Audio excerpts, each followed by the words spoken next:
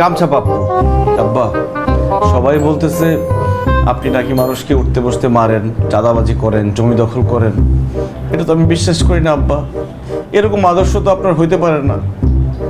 আচ্ছা ঠিক আছে, মেনে নিলাম। যদি এরকম হয়েও থাকে, এটা আপনার চেঞ্জ করতে হবে আব্বা। এখন থেকে বাবার আদর্শে ছেলে চলবে না, ছেলের আদর্শে বাবাকে চলতে হবে। আব্বা, আপনি কিছু বলতে চাইতেছেন?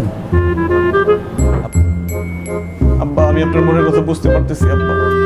আমি বুঝতে পারতেছি, আমি যেটা বলছি সেটাই আপনি মেনে নিতে চাচ্ছেন। কোনো সমস্যা নেই আব্বা, এখন থেকে আমার আদর্শে আপনার লোকেরা চলবে। আমি আপনাকে কথা দিচ্ছি আব্বা, আপনি যখন সুস্থ হয়ে নীলগঞ্জে ফিরবেন, নীলগঞ্জের মানুষ আপনাকে সম্মান করবে, ভালোবাসা দিবে। এই নীলগঞ্জ একদিন সুখী নীলগঞ্জ হয়ে যাবে আব্বা। আপনি শুধু সুস্থ হন আব্বা। ওরা তো ঠিকই আছে, আমার দেখানো পথে চলতেছে। আব্বা যান।